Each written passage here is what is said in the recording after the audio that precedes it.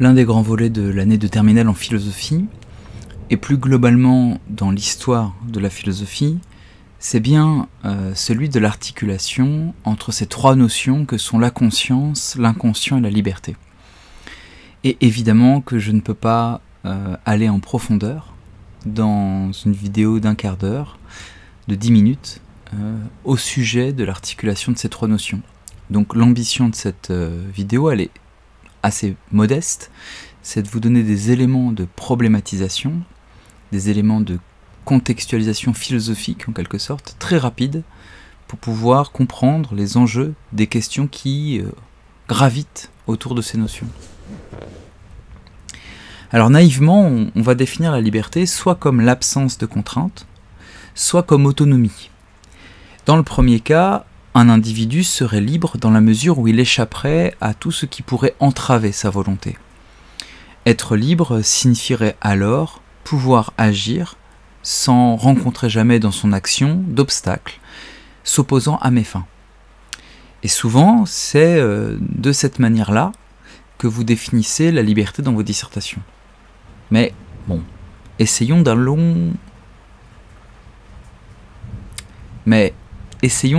plus loin. En effet, la liberté peut aussi se définir positivement, non pas comme l'absence de contraintes, mais comme la faculté pour une conscience d'être autonome. L'autonomie, qui vient du grec auto, soi-même, et nomos, la règle, désigne la capacité de se donner à soi-même sa propre règle. Ainsi, un sujet serait libre dans la mesure où il pourrait lui-même décider des règles qu'il veut suivre et orienter de ce fait, de son propre chef, sa volonté. Évidemment, nous nous plaçons là dans une simple réflexion existentielle sur la liberté. Autrement dit, ces définitions permettent d'abord de qualifier l'existence d'un sujet et sa dimension libre ou non. Or, ces deux définitions très simples de la liberté négative ou positive vont en fait avoir des conséquences dans d'autres domaines de la philosophie où la question de la liberté se pose. Pour aller très vite et ne donner qu'un exemple, parce que je pourrais prendre le champ de la morale aussi, mais dans le champ politique, on peut très bien considérer qu'être libre, c'est avoir le moins de contraintes possible, et donc voir dans les lois, les règles, le pouvoir, des marques de notre aliénation, de notre manque de liberté, mais on peut aussi considérer que le socle de la liberté, c'est l'autonomie. Autrement dit, on peut se dire que l'enjeu n'est pas de pouvoir tout faire, mais de pouvoir se donner sa propre règle. Et dans ce cas-là, il faut réfléchir aux moyens par lesquels les sujets politiques peuvent eux-mêmes se donner une règle. Et c'est ici que s'enracinent les questions et débats autour de la démocratie, par exemple, comme moyen par lequel on conserve l'autonomie du sujet, tout en l'inscrivant dans un système de loi. Bon, c'est très bien, mais la conscience dans tout ça. Dans un cas comme dans l'autre, la conscience apparaît comme ce par quoi le sujet se saisit de sa liberté ou bien de son absence de liberté. En effet, la conscience désigne, et ça il faut le savoir, il faut avoir la définition à l'esprit quand vous allez arriver devant votre copie lundi, désigne l'acte par lequel un sujet prend connaissance du monde. Il sait que le monde existe, il le perçoit par ses sens notamment. Conscience vient bien dans son étymologie de la notion de prendre connaissance d'eux. Mais aussi, la conscience désigne l'acte par lequel un sujet prend connaissance de lui-même. Il sait qu'il existe, il se pense comme un jeu.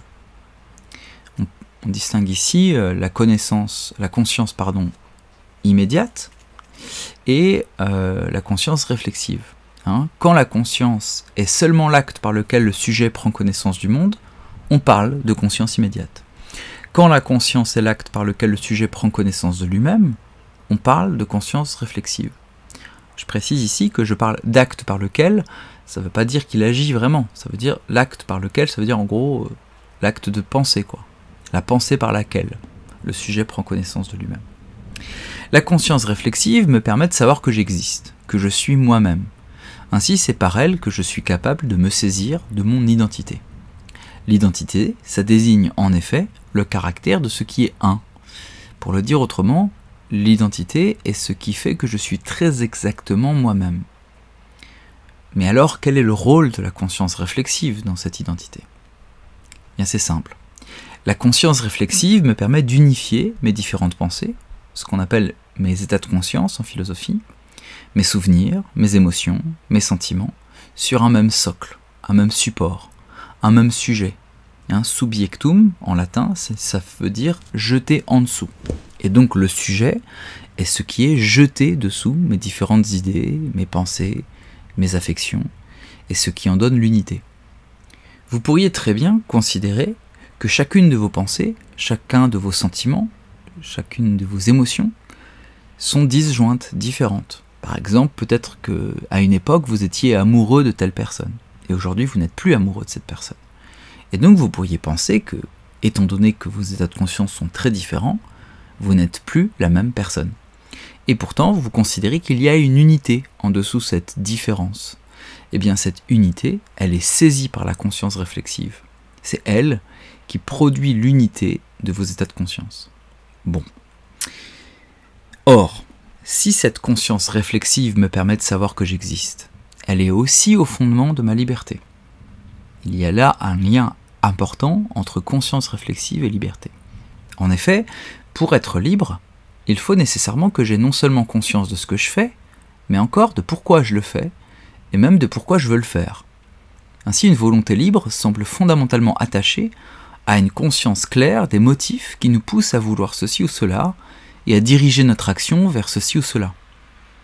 En effet, si vous n'étiez pas capable de rendre compte de votre désir, de ce que vous voulez, alors vous ne pourriez pas dire que vous êtes libre de vouloir telle ou telle chose, mais seulement que vous êtes conduit par des choses qui vous déterminent dans votre volonté et qui échappent à votre conscience.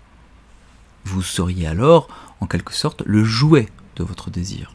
Vous ne pourriez pas savoir véritablement ce qui vous dirige. Et dans ce cas-là, il semble difficile de considérer que vous êtes libre. Avec une telle hypothèse apparaît le problème de l'inconscient.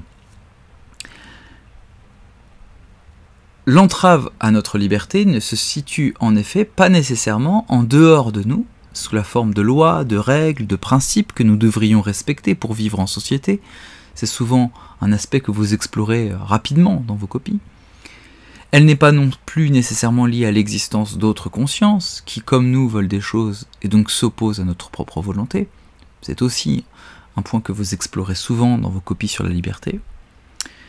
Mais en fait, l'un des freins de notre liberté pourrait être nous-mêmes. L'inconscient désigne ainsi l'ensemble des mécanismes, des processus, voire des conflits intérieurs qui déterminent l'existence d'un sujet sans qu'il puisse en avoir conscience. Et ici, il faut distinguer l'inconscient de l'inconscience. L'inconscience, ça n'est rien d'autre que l'absence totale de conscience.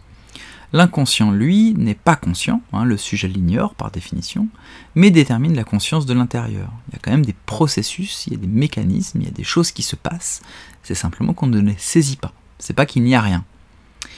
Ainsi, nous pourrions faire l'hypothèse avec Spinoza ou avec Freud par exemple, que notre volonté est toujours en fait conditionnée, déterminée par un désir dont nous ignorons les motifs réels. On ne sait pas vraiment pourquoi on désire telle ou telle chose, et donc il semble difficile de considérer que nous sommes libres dans notre désir. Par exemple, je peux vouloir entrer en relation amoureuse avec telle ou telle personne, parce que j'éprouve pour elle un certain désir. Mais ce désir lui-même m'échappe, je ne le connais pas, je n'en connais pas les motifs. On rappelle que la conscience désigne étymologiquement la conscientia, c'est-à-dire une prise de connaissance. L'inconscient est donc une réalité qui semble mettre en péril ma liberté, parce qu'il est ce qui, sans que je me rende compte, me détermine par une causalité, c'est-à-dire une chaîne de cause à effet, des rapports de cause à effet, qui me conduisent à agir de telle ou telle manière, sans que je le sache, et donc sans que je puisse le changer.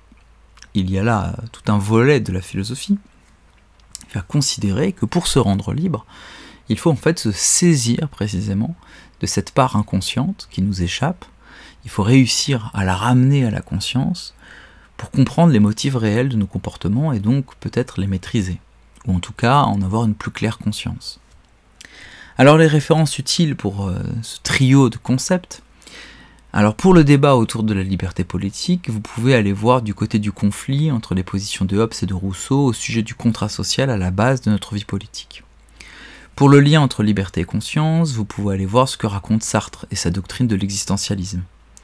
Pour le déterminisme et l'inconscient, vous pouvez aller voir Spinoza au sujet de sa définition particulière de la liberté, et peut-être aussi la pensée freudienne qui peut être intéressante. Pour ce qui est des concepts associés que je vous conseille de retenir, d'avoir à l'esprit, bon, la distinction conscience immédiate, conscience réflexive, la notion sujet cogito, la notion de conscience morale, la notion d'intentionnalité, ça c'est en phénoménologie, la notion d'autonomie, obéissance et soumission, la notion d'aliénation, la notion de nécessaire, de contingent, le déterminisme, le refoulement, la pulsion et le désir. Voilà, je vous laisse pour cette vidéo et j'en fais une très vite pour essayer de continuer le programme.